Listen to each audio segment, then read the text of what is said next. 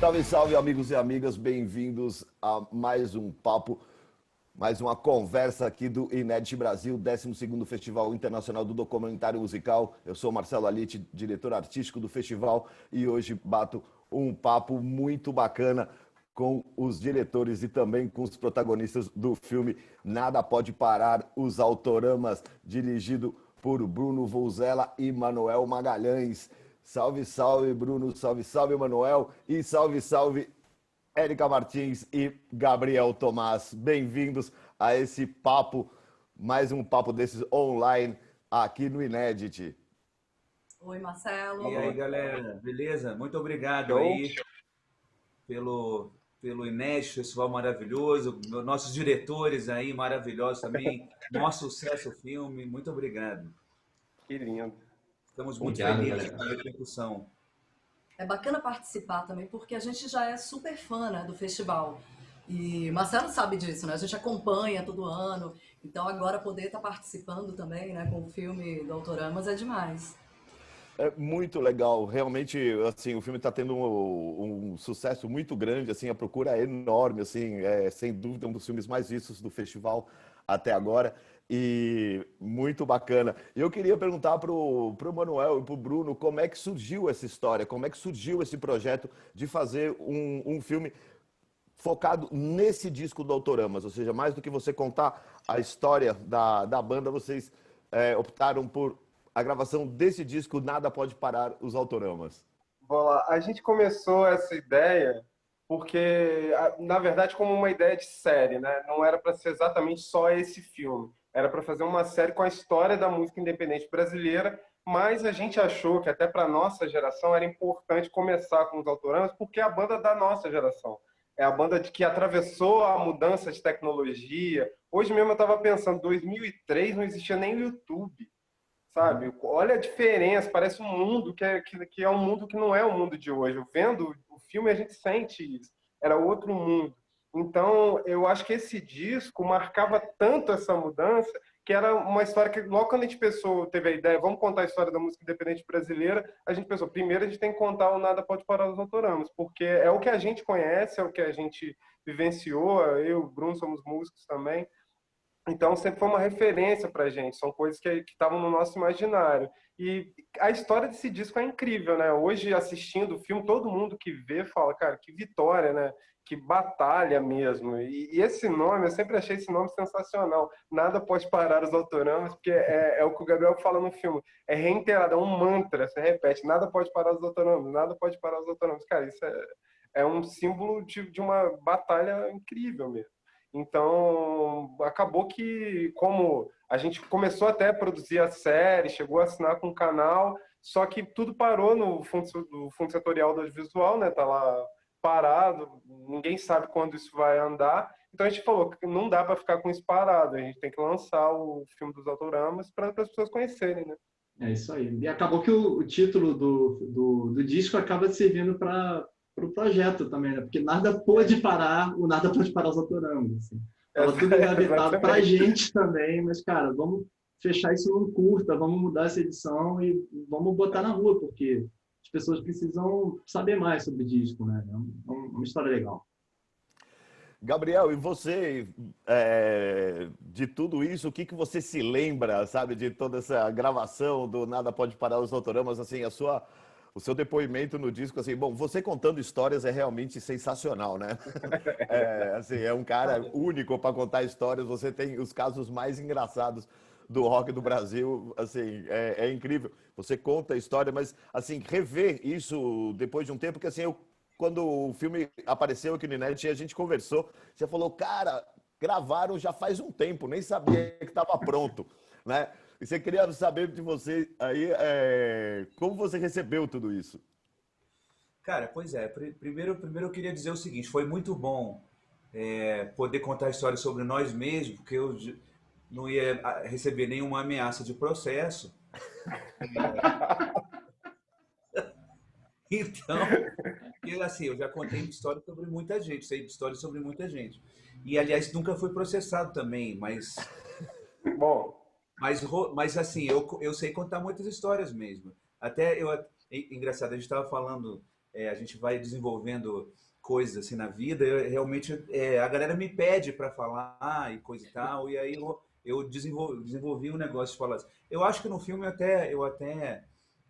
como o filme é curtinho, sabe, não tem tantas histórias. Eu geralmente falo pra caramba por aí, né? Tem histórias que duram uma semana. Mas assim, nem eu mesmo me aguento. Não, e tem umas coisas assim também que rola assim, que a galera fala. Assim, às vezes eu conto uma história longa num dia, encontro um pessoal no outro. Não na pandemia, né? Mas, pô, conta aquela história. Eu falei, putz, contei essa história ontem, passei de 40 minutos contando essa história. Foi mal, sabe? Eu já tenho top mas, 5. mas já rolou. A Erika meio que faz isso. Ela Gabriel, conta aquela história. Conta aquela daquele dia do não sei o que. Nossa, cara. E sempre me falam isso, cara. Você devia fazer um filme, um livro, não sei o que. Eu falei, cara, ninguém vai me botar na cadeia, cara. Pode se eu fazer contar essa proibidão. história. Cara, dá pra fazer umas coisas assim. Aquele famoso rapper. Mas tudo bem. Mas o negócio é o seguinte, cara, a entrevista, quando eu soube que o filme ia sair, cara, eu lembrava da entrevista, mas assim, eu já não contava mais com isso. Sei lá, eu não tinha pensado nisso já há muitos anos, cara, que ia rolar isso, sabe? Eles me falaram qual era o projeto e coisa e tal, foram lá em casa. A gente morava no Rio, né? Eu morava no Rio ainda. Aí, logo depois a gente foi embora dali, o apartamento na Glória. Mas aí é o seguinte, assim, eu já não contava mais com isso, assim, sei lá, sabe? Caso eu me lembrasse, e fazia tempo que meu cérebro não passava por aquelas informações ali, sabe? E de repente o Marcelo me falou, cara, tem um filme do Autoramas no Inédito. Eu falei, o quê? Qual, cara? Cara, aí na hora que ele falou, nada pode parar os outros. Tá, claro. Lembrei. Mas foi 2015, né, que a gente fez E foi uma fase 2015. bem conturbada ali, né? Que era a fase exatamente da última mudança de formação, né? Eu estava entrando no Autoramas também, oficialmente, né? Porque, na verdade, sempre estive, né? Eu acompanhei, inclusive, a gravação toda do Nada Pode Parar os Autoramas ali de perto. E o que mais me impressionava, assim, eu falava, gente, é muita garra do Gabriel, né? A gente tem essa escola do do it yourself, né? Sempre teve isso. Ali os grandes ídolos da gente, né? Sempre trilharam ali esse caminho. Então eu conseguia visualizar isso no Gabriel. O lance de colocar a mão na massa vai rolar e vai rolar de qualquer jeito. E eu quero que seja da forma que eu pensei, né? E não que alguém venha ditar como tem que ser, né? Então, isso foi muito legal, que eu acho que fica claro também no filme, que o Autorama sempre andou à margem disso, né? Nunca ficou dependendo de ninguém, dependendo de gravadora e empresário e tudo mais. Sempre teve esse domínio ali da carreira, né? Isso é muito legal. Cara, tem muitas histórias, sabe? A gente teve teve uma pilha, é isso que a Erika falou. Cara, a gente tinha acabado de passar uma mudança de formação, que só eu tinha ficado na banda. Pô, eu tava ali quando a gente fez a entrevista, eu tava estressadão, cara. E, sabe, e foi isso, assim, sabe? Tem uma parada que foi engraçada, o seguinte. Logo no início do filme, eu começo tocando uma música, que é o Massacre dos Titãs, sabe? A gente tava ensaiando um especial que a gente fez pro Multishow, tocando Titãs, Aí eu tava ali, eu tava tirando as músicas, aí, sabe? Aí que eu... Foi bem essa época, entendeu? Foi engraçado. Falei, mas por que eu tô tocando a música do Titãs ali? Saindo todo o repertório do Autoramas de show. Era uma passagem, né? Ele fez uma passagem de som. E a gente tocou, tipo, 21 músicas dos Titãs. Nossa! E assim, os Titãs eram assim, 2 guitarras, teclado, não sei o que lá, sabe? 5 vocalistas. E a gente fazendo para juntar numa banda bem menor, sabe? Adaptando. E aí eu tava nessa fase ali, loucura. Mas acho que eu falei direitinho.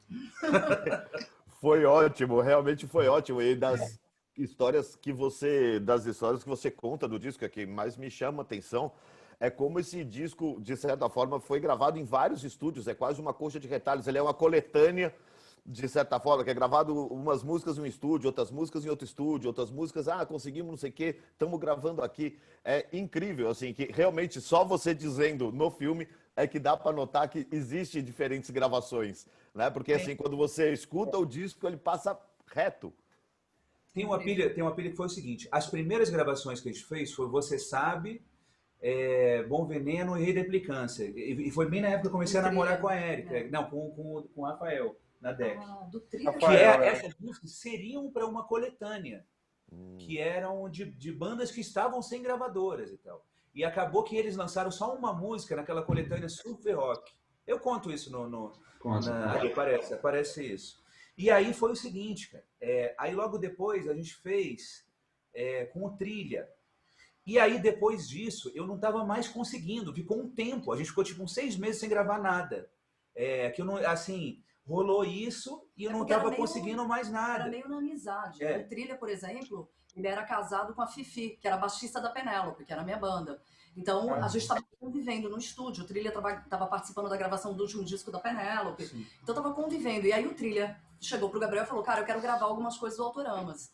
Então, era meio assim que aparecia, né? Eram uns amigos, vem cá, grava aqui no meu estúdio. E aí, mas o que aconteceu é o seguinte, o estúdio da DEC e do Trilha são estúdios profissionais. Eram os estúdios que assim, era obrigatório gravar num estúdio profissional para você ter um tratamento profissional no seu disco, sabe? Eram estúdios de alto nível e caríssimos, né, ali ainda. E aí, cara, esses 6 meses a gente passou, talvez até mais tempo, porque a gente não conseguiu mais outro estúdio profissional, entendeu? Então, ficava uma obra incompleta. E aí, a gente abriu a cabeça para isso fazer um estúdio, que um era no quintal sabe, do lado do Cleiton, lá na Moca, sabe? O Cleiton até deu um depoimento ali, né? Ele postou, que eu achei emocionante, que ele falou, pô, me emocionei, participei disso aí, realmente. Ele sabe que era uma coisa... Era na garagem, né? Esse dia a gente fez o seguinte, a gente fez um show em São Carlos, numa sexta-feira, pegamos um ônibus de ressaca para São Paulo, lá fomos lá pegar... Aliás, a gente foi de carro, no carro da Érica, inclusive, que eu não tinha carro, é só a Érica que tinha. A Érica estava junto na gravação. Tá vendo? Quando Ali, você deve muito a mim, hein, Gabriel? A gente começando a namorar, nossa, se não fosse a Érica, bicho. Uma participação aqui. Aí fomos no carrinho da Érica até a Moca, chegamos lá, ainda tinham dado um banho de cerveja na minha pedaleira, cara. E aí rolou o seguinte, eu tava com medo de que os pedais não funcionassem para gravação, cara. E essa gravação a gente pagou, a gente tirou os últimos centavos ali, pagamos. Aliás, a gente deve ter pago com o cachê do show em São Carlos.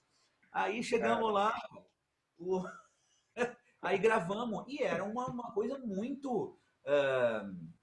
hoje o estúdio do Cleiton é um estúdio sensacional, mas era uma coisa bem Mas é uma coisa à frente. arranjada. Porque hoje em dia todo mundo faz isso. Pois é. Mas isso mudou muito, né, Gabriel?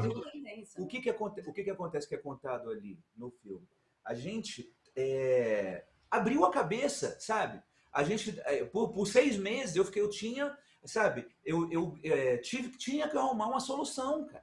Sabe? Porque se fosse para ser só ali naquele padrão anterior, não rola.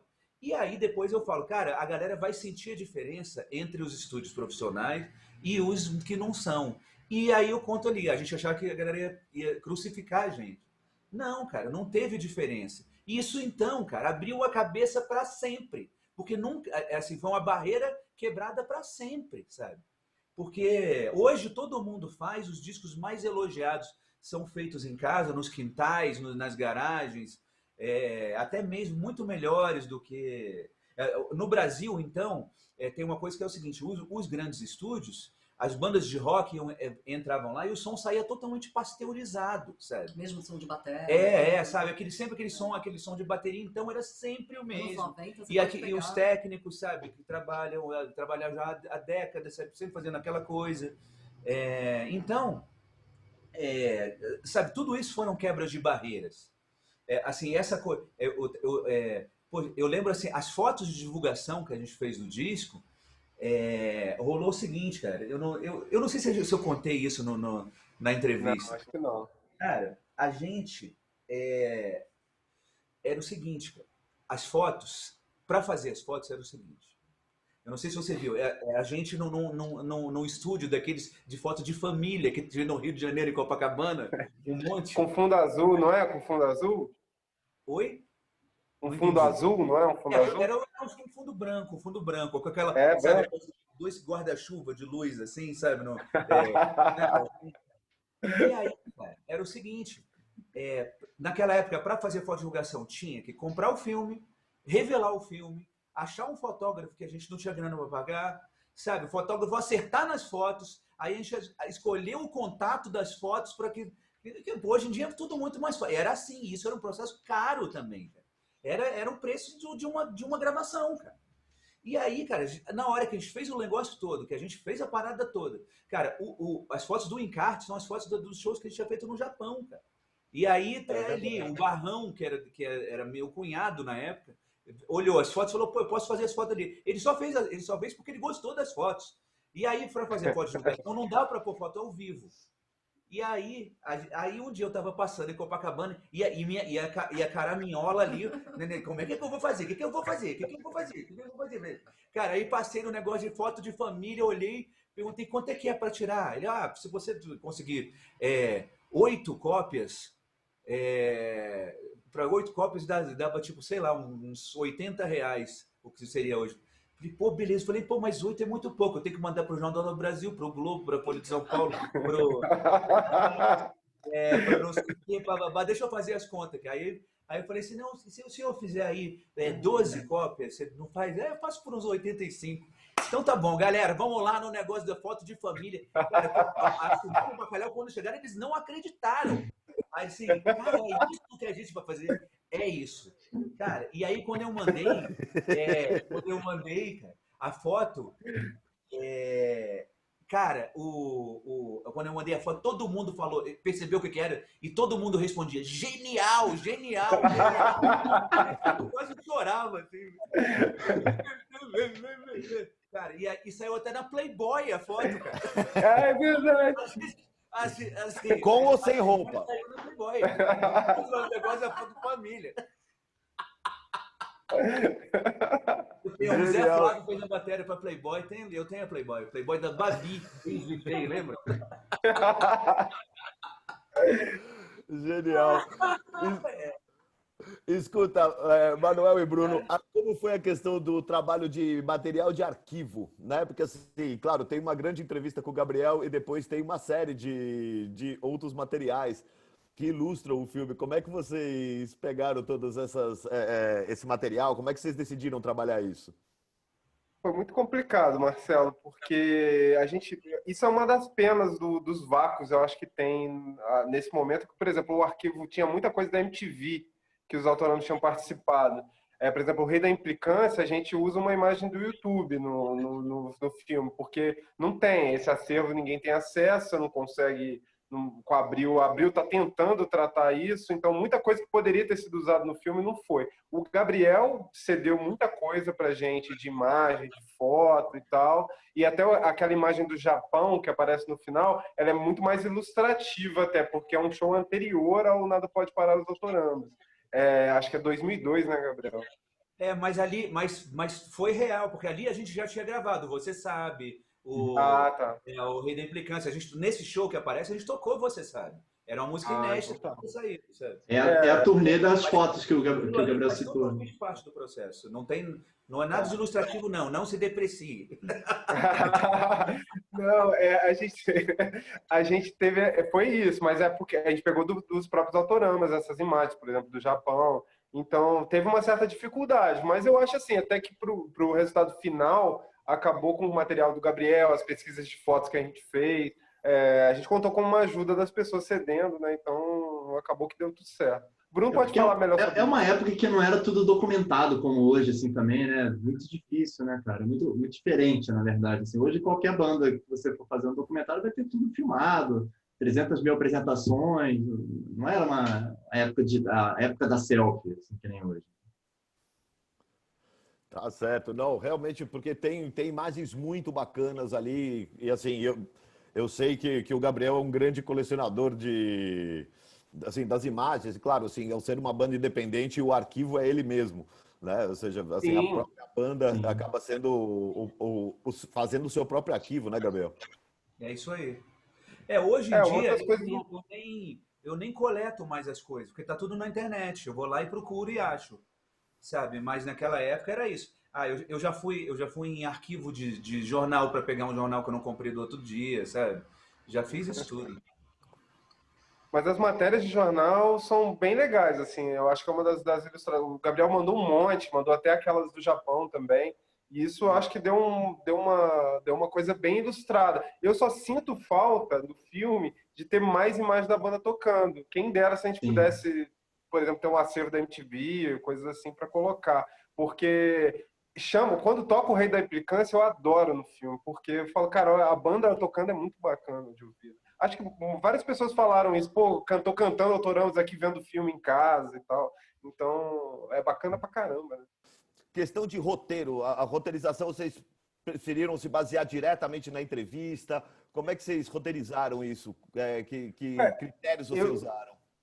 eu até ia comentar isso quando o Gabriel estava contando as histórias, porque eu já tinha feito um roteiro inicialmente baseado nisso, né? Mostrando como foi difícil transitar do segundo disco, que era um disco que ainda tinha distribuição da Universal e tal, aquela coisa com Astronauta Discos, para depois fazer o disco.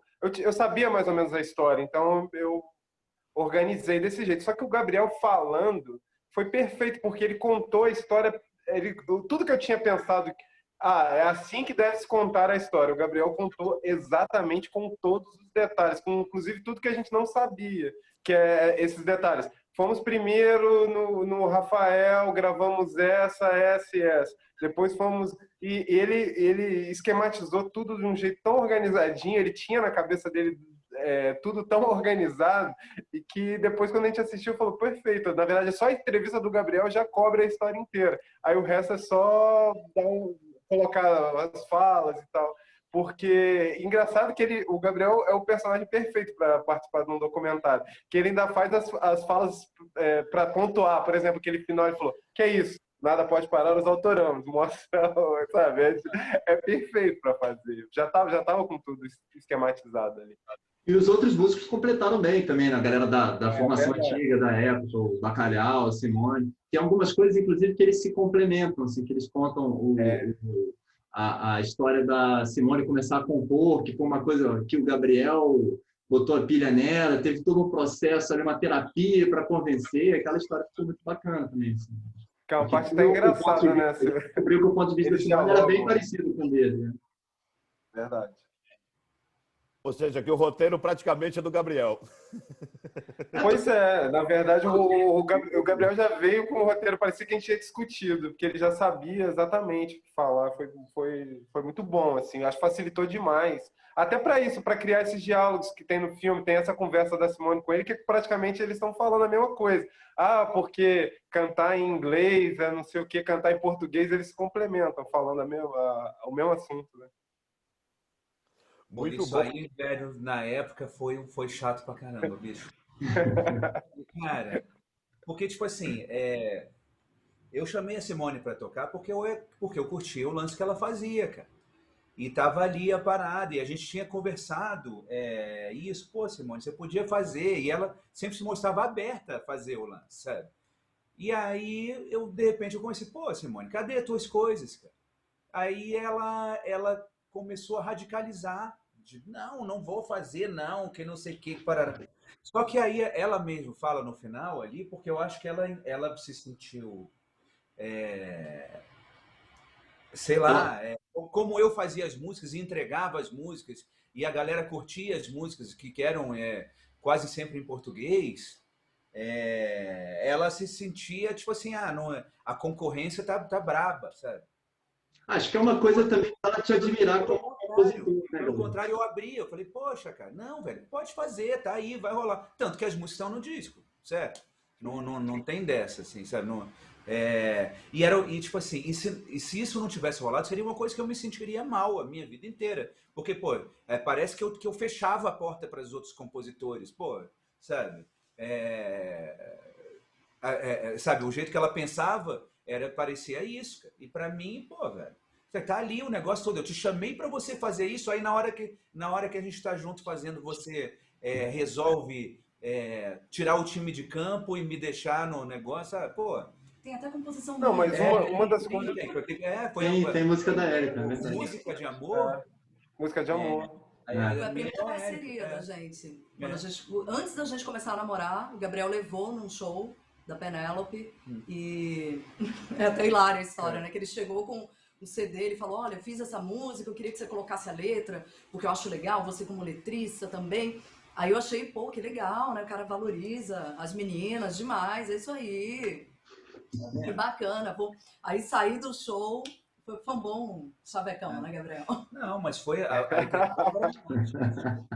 Aí, Aí eu saí do show, coloquei no carro, e quando eu escutei, eu falei, gente, esse riff é genial, né? Como é que eu vou fazer uma letra ali à altura? Aí eu suei Cara, é uma loucura isso. e acabei fazendo música Mas de amor. suei, olha aí, tá falando igual a Simone, pô, não acredito. Mas isso que a Simone falou foi muito bacana, né, Gabriel? Porque ela falou que ela demonstrou que te admirava muito, que uma das coisas que deixava essa distância é porque ela tinha medo mesmo de te decepcionar. Então, eu acho que é legal também saber esse outro lado. Mas isso não tá ali no filme, isso não rolou. Tá sim. Ela fala assim, fala assim. Tá sim. Fala assim. Porque tem isso, o processo criativo em grupo é complicado, né, cara?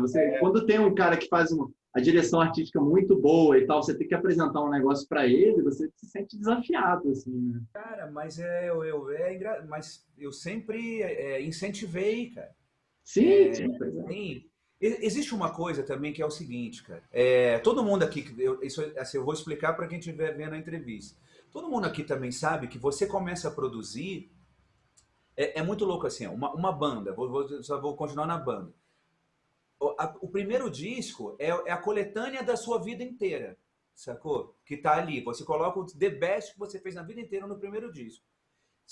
A partir do segundo, você tem que começar a criar sabe, obedecer uma disciplina de produção, sabe? Que você tem que tá sempre ali entregando um trabalho. Não dá para ser igual o Guns N' Roses, que faz um disco a cada 37 anos, sabe? Cara, você tem que... A gente tem que estar ali, a gente está entregando o nosso terceiro disco. E tem esse negócio, sabe? Então, não vou nem falar na minha câmera, no meu coração, eu tô ali entregando as coisas, porque, para mim é um prazer compor, é um prazer fazer as coisas. Eu escolhi entrar na música por causa de um prazer. A indústria da música quase me cuspiu para fora da música, mas eu escolhi entrar na música pelo prazer de tocar, pelo sonho de tocar, sabe, de estar ali, fazer show e gravar discos, sabe? Aliás, o primeiro sonho que a gente tem é gravar disco. Você está lá em casa ouvindo o disco, você vai gravar disco, fazer show, você nem sabe direito como é que é, cara. Sabe? Então, o negócio, cara, aí tem isso, você vai obedecendo a uma disciplina de produção, sabe? E aí, cara, pra galera entrar, eu sempre me sinto nesse caminho, sabe? Eu tenho que entregar, mas esse tenho não é uma obrigação, é um prazer, sabe? E os outros da banda não tinham isso. Então eu tô sempre ali, vai, cara, coloca, vamos lá, vai ser legal, e incentivando, sabe? Assim como eu sempre incentivei as outras bandas, sempre ajudei um monte de banda, sabe?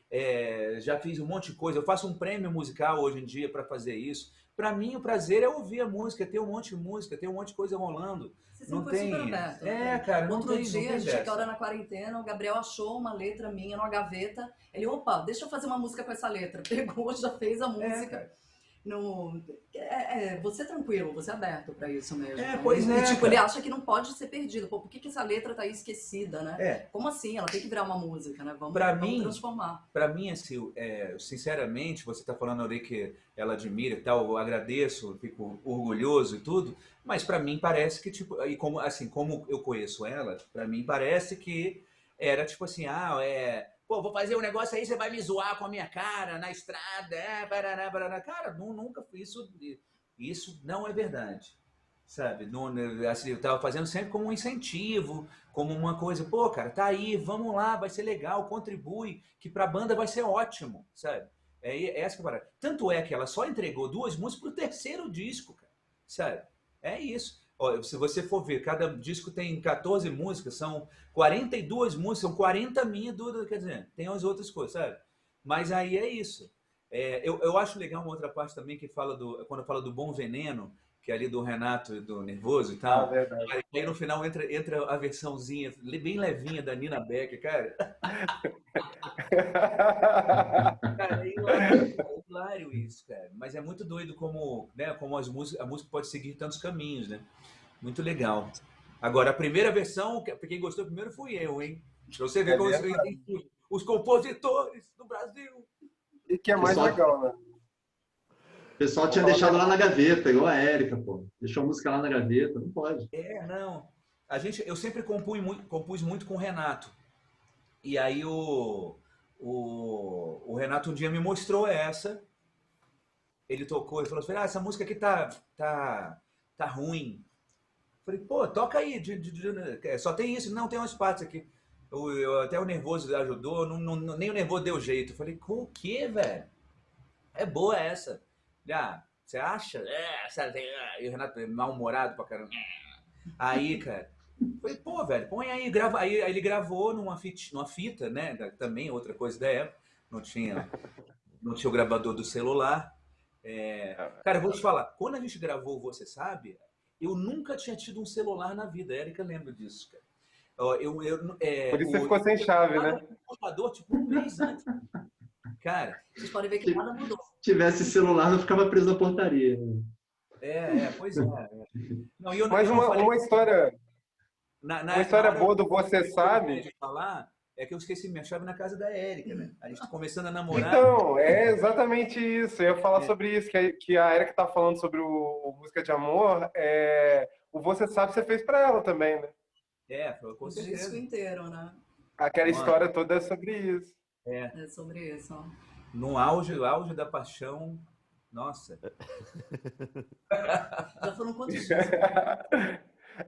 A parte boa é que se você não tivesse esquecido a chave na casa dela, essa música não existiria, não existiria o clipe, não existiria a história, não existiria filme, a gente nem tava aqui hoje. Exatamente. Cara, esse clipe é sensacional, eu lembro na época quando eu vi. Fala um pouco do clipe, Gabriel. Clipe, É, cara, eu vou te falar coisas que eu fiquei sabendo essa semana, cara, fala. por causa disso. O clipe rolou o seguinte. Cara, eu até me senti um pouco mal, que ali na hora que eu falo ali os valores da parada, eu joguei os valores lá no alto. O clipe não custava 200 mil reais, sabe? Mas custava 70 mil, eu acho. Um clipe? Por Por aí, 50, 70 mil, Era fácil. era caro, assim. A Sony, não sei o que, era isso, era Pô, 50, Penélope, a 70 galera mil. gastava uma grana. E que eram clipes com menos produção do que o que a gente fez. Agora, 200 mil realmente foi um exagero ali, Não, sabe? tinha gente que gastava 200 mil, Uma claro. hipérbole. Não sei, a Marisa Monte, Ah, sabe? Sei Daniela lá. Mercury, A sei Daniela, lá. pois é. Mas o negócio é esse. Mas tipo, sei lá, Los Hermanos não gastavam, Não. sabe? Mas assim, o que rola é o seguinte. A gente fez um. A gente fez um. A gente tava, um show que era. Era um aniversário da Fan House, lembra da Fan House? E Bela a gente nunca Sintra. tinha tocado na Fan House em São Paulo, porque a Fan House era muito pequenininha. Nunca, não dava para ter show do Autoramas ali. Porque, cara, ia ser uma loucura, saca? E aí rolou o seguinte, o dono da Fan House, ele sempre queria fazer um show com o Autoramas, só que na Fan House não dava. E aí ele fez um aniversário da Fan House, num lugar que depois virou o CB, que o lugar tinha 2 andares. O CB era só o andar térreo, mas tinha 2 andares. E aí a gente fez o show lá, que foi a gente e o Jumbo Eletro e o Laboratório USP. Posso dar um golinho? Obrigado. Pode. Falamos demais, ó. Aí, cara, o Marcelo Osório, do Jumbo, num dos caras do Jumbo Elétrico, ele hoje faz fita cassete, ele tá fazendo a fita cassete da Érica. Aí a gente tá conversando essa semana. Aí que ele me contou, ele falou assim, cara, o Luiz Carone, quando ele chegou lá, foi lá que a gente fez a reunião com o Luiz Carone. Ele não conhecia, a gente não se conhecia pessoalmente. Lá na passagem de som desse show. Aí, cara, eles viram que o cara foi lá conversar com a gente, o galera do Jumbo Elétrico. Aí ele falou, aí olha isso, ele falou, cara, o Luiz Carone chegou pra gente com um orçamento, coisa que ele não fez com a gente. E aí, aí eles ficaram com medo do orçamento e não quiseram fazer, não toparam. Ou seja, essa história era para ter sido o Jumbo Eletro. A gente foi a segunda opção, cara. E aí a gente foi lá e fez. Só que aí, cara, o Luiz Carone que queria fazer, ele falou assim, não, olha, a gente faz e depois a gente conversa sobre o orçamento. E eu assim, velho, eu não, assim, a gente precisava fazer um vídeo. Eu não tinha, eu assim, vou estar no inferno, um abraço capeta, né, velho? Então, vamos embora. Cara, e aí a gente topou, fizemos, rolou a história toda, e só que não era para ter sido com a gente, cara. Olha que loucura. O prêmio tá aqui atrás, ó. Olha o prêmio. Aquela ceninha ficou bonitinha beijando o prêmio. Acende luzinha, tudo. Aí, cara. Acende, acho que. Acende, não sei se acende mais. acende, tá Né? aqui. Tem que colocar Aí, uma bateria, meu velho, sei lá. o Osório me contou isso essa semana, que a gente está em contato por causa do negócio da fita da Érica. Ele viu o documentário, que o Diego estreou, e me falou isso há uns 4 dias atrás. Cara, e eu falei, caramba, velho. Aí falei pra ele, cara, olha, era pra ter sido o Jumbo Elétrico, sabe? Porque é normal, né? Banda em São Paulo e coisa e tal. E foi ideia do Luiz colocar o bacalhau para poder fazer aquela coisa lá de operar? Foi tudo ideia dele. Ele vendo a gente, ele falando, isso aqui vai ser legal, que não sei o que, parará.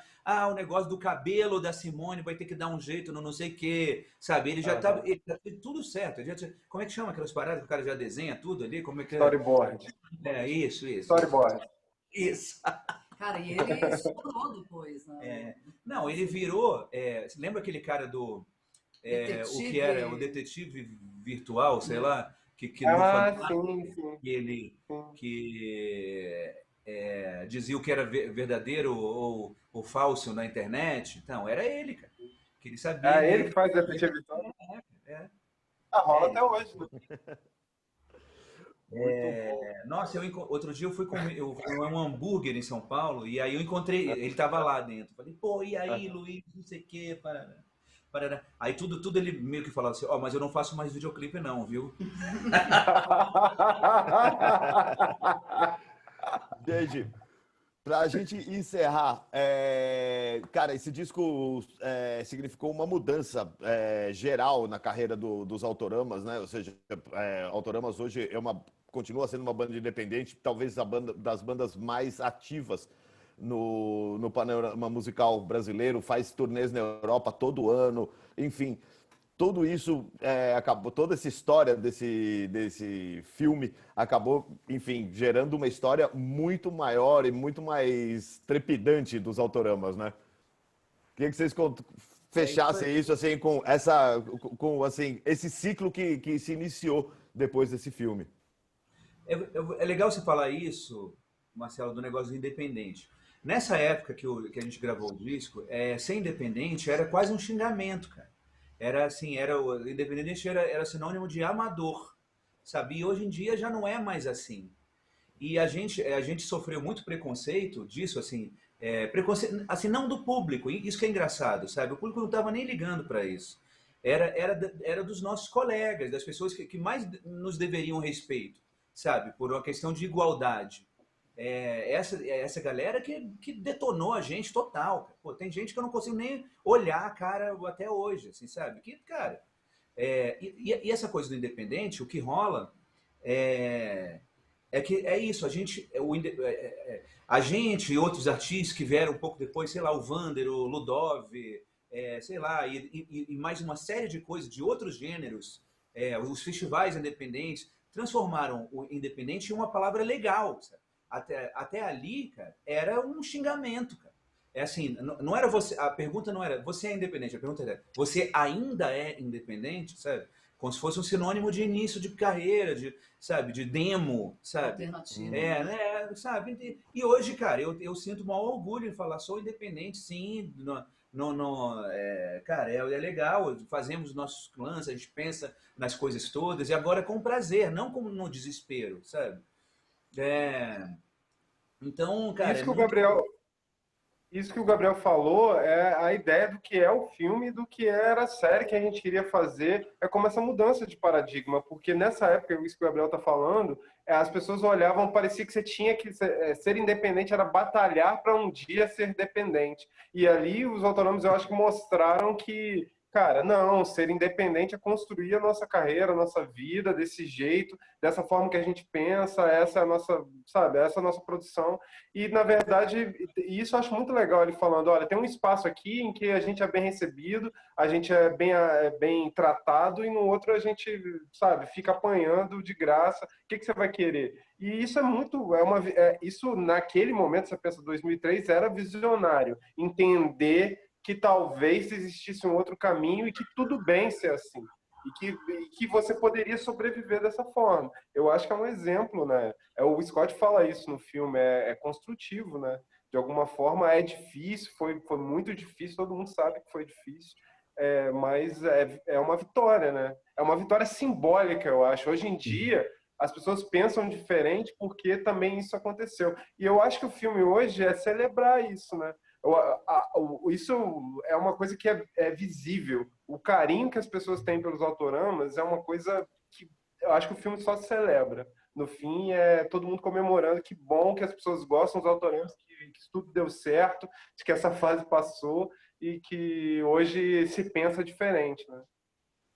Isso é realmente uma sorte. Que bom que as pessoas hoje pensam diferentes, que existam tantas bandas independentes e que o Autoramas, ninguém conseguiu parar os Autoramas e ninguém vai conseguir parar os Autoramas. Gente, muitíssimo obrigado pelo papo, parabéns pelo trabalho, assim, um filme muito bacana, assim, uma história muito legal, assim, que tinha que ser contada. Agradeço muitíssimo a presença de vocês. Relembro todo mundo que no dia 18, 20 horas, tem Autoramas ao vivo aqui no Inédit, ao vivo para o Brasil inteiro, diretamente do Espaço Som. Manuel, Bruno, Érica, Gabriel, muitíssimo obrigado, valeu demais. Galera, muito obrigado pelo papo, viu? Valeu. Valeu, muitíssimo obrigado. A gente vai falando aqui dessas conversas do Inédit Brasil. Muito obrigado e até a próxima. Valeu.